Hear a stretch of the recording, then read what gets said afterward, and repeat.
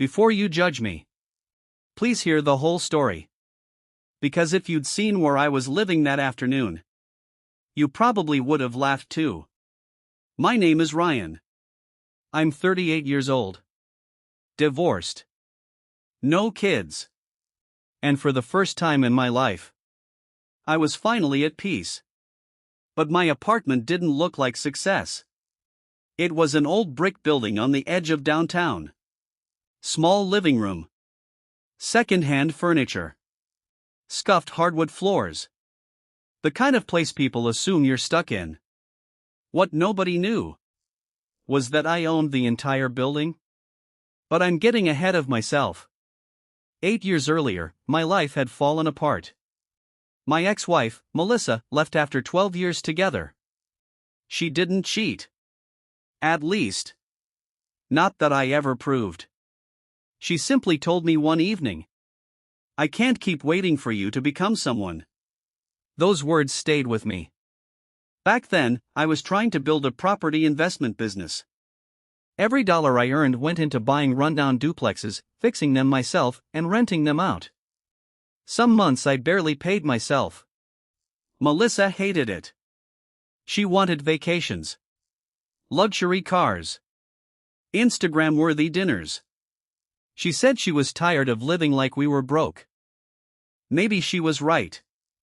When she left, she married a corporate lawyer less than a year later. I buried myself in work. No dating. No revenge. Just 12-hour days renovating old buildings. One property became 3. 3 became 12. Then 26. Eventually, people stopped calling me a handyman. They started calling me a developer.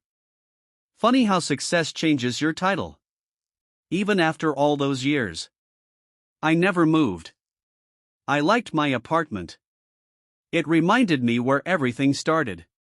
Then came our 15-year high school reunion. I almost skipped it. But my business partner insisted. "You've hidden long enough." So I went. The reunion was held in a renovated hotel ballroom. The music was loud. The drinks were expensive. Everyone was pretending they hadn't aged. About 20 minutes in, I heard a familiar voice. "Ryan?" I turned. Melissa. She looked almost exactly the same. Elegant black dress. Perfect hair. Designer handbag. The only difference was the expensive confidence she'd learned somewhere along the way. She smiled politely. "I heard you never remarried." I didn't.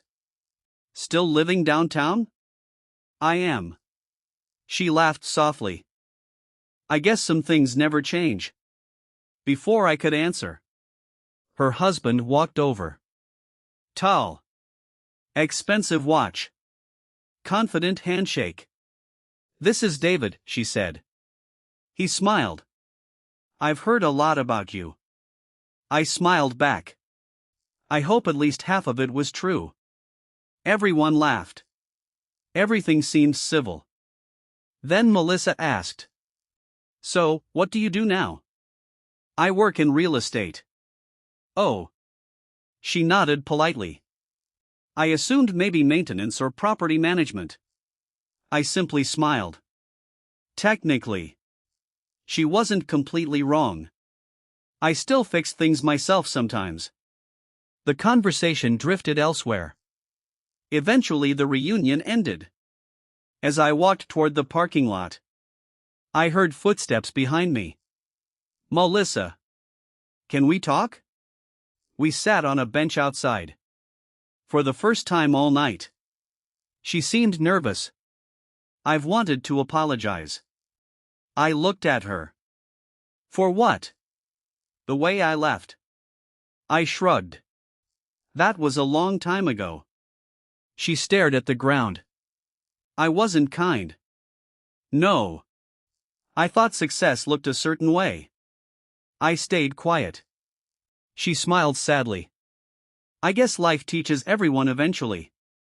Before leaving, She asked something unexpected. Could I see where you live? I laughed. Why? I'm curious. I hesitated. Then said, sure. She followed me in her own car. 10 minutes later, we pulled into the parking lot behind my apartment building. She climbed out, looked around, then looked at me. This?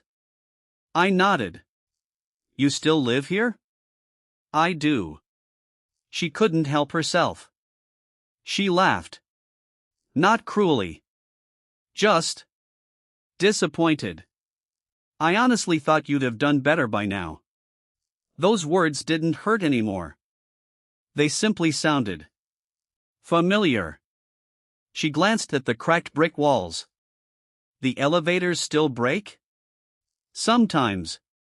She shook her head. Ryan, you always settled. I smiled. Come upstairs. We rode the elevator to the 4th floor. Apartment 4B. She stepped inside. The apartment was simple. Bookshelves. Coffee maker. Old leather couch. Nothing luxurious. She looked around. This is cozy. I laughed. That's one word. Then she noticed something. A framed blueprint hanging on my wall. It showed the layout of the building. What's this? Oh, just an old project. She nodded absent-mindedly. After a few minutes she stood. I should probably go. I walked her toward the hallway. That's when everything changed. As we stepped outside, a maintenance worker approached. Evening, Mr. Carter. Hey, Luis. The roofing contractor needs your signature. No problem. Melissa frowned. Your signature? Luis smiled. We're finally replacing the south roof. I nodded. I'll stop by tomorrow. Luis handed me a folder. Across the front, large letters read, Owner authorization. Melissa looked confused. Owner? I smiled slightly. Yeah. She laughed. Oh, you're on the homeowners association? Luis looked between us. No. He chuckled. Mr. Carter owns the building. Silence. Melissa blinked. What? Luis kept talking. And the three across the street. I quietly interrupted. Thanks, Luis. No problem. He walked away. Melissa stared at me. You own this building? And a few others. She looked back toward the window. You live here by choice? I always have. But why? I smiled. Because every apartment someone rents here pays for another investment. She looked completely speechless. I unlocked another door farther down the hallway. She frowned. Whose apartment is that? Mine too. Inside, everything changed. Floor-to-ceiling windows. Private library. Custom kitchen. Original artwork. A hidden penthouse created by combining 4 apartments years earlier. It wasn't visible from the public hallway. Most tenants didn't even know it existed. Melissa slowly stepped inside. Her eyes widened. You? She couldn't finish. I figured if I was going to renovate the top floor. I smiled. I might as well keep one for myself. She walked toward the windows overlooking the city. I thought. I know. I thought you were struggling. I stopped trying to prove people wrong years ago. She slowly turned. How successful are you? I laughed.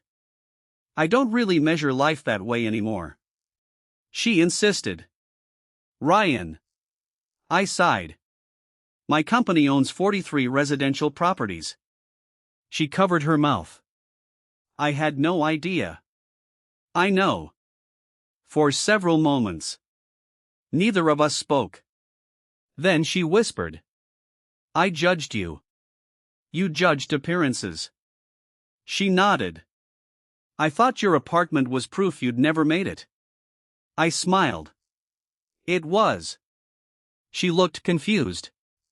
"It was proof of where I started." We sat by the windows. For almost an hour. We talked. Really talked. No anger. No blame. She admitted her second marriage wasn't as perfect as people believed. David worked constantly. Success had given them comfort. But not happiness. Finally she stood. I should go. At the door. She stopped. "I'm sorry." This time. I believed her. As she reached the elevator, she turned one last time. "I spent years believing success looked expensive. And now?" She smiled sadly. "Now I think it looks peaceful." After she left, I stood by the window watching the city lights. I realized something. The greatest feeling wasn't knowing she'd finally understood. It wasn't proving her wrong. It wasn't the properties. Or the money. Or the penthouse hidden behind an ordinary hallway. The greatest feeling was realizing her opinion no longer had the power to define my worth. People love to judge the chapter they can see. The old apartment. The old truck.